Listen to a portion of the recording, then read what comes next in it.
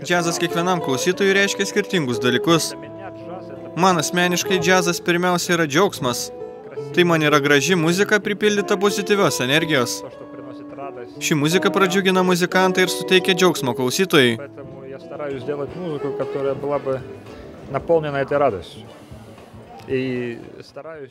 Štai kodėl aš stengiuosi groti muziką, kuri būtų nuskaidrinta tuo džiaugsmu.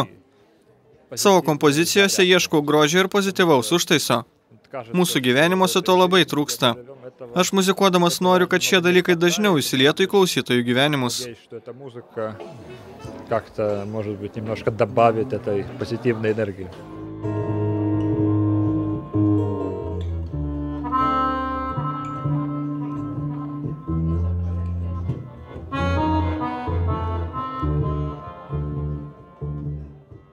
Olegas Pisarenko Estijoje žinomas kaip vienas unikaliausių džiazo kompozitorių ir muzikantų. Įrašė 6 kompaktinius diskus su įvairiais atlikėjais. Jo muzikai būdingos romantinės melodijos, o meistriškas grojimas gitara padeda susieti skirtingus muzikos stilius. Atlikėjo kuriamos muzikos šaknis glūdi šiaurietiško džiazo tradicijoje, grįstoje paprastumo estetika. Pisarenko muzika apibūdinama kaip skaidraus, melodingo akustinio džiazo ir modernių ritmų sintezė. Olegas visuomet akcentuoja vidinės vertybės.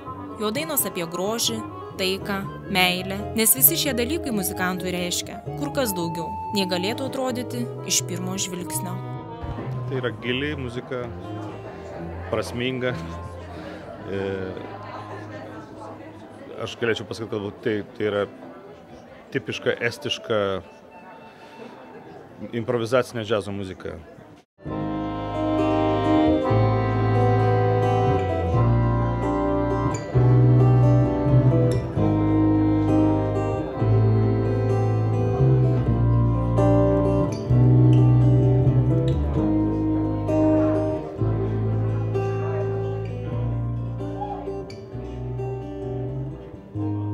Kontrabosas, akordeonas ir gitara.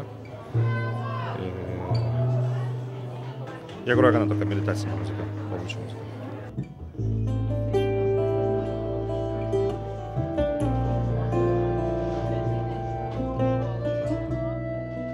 Pisarenko trio groja 3 puikūs muzikai. Tavo Remelis, žymiausias Estijos kontrabosininkas, itin emocingų grojimų pasižymintis akordeonistas Jakas Lucoja ir pats gitaristas Olegas.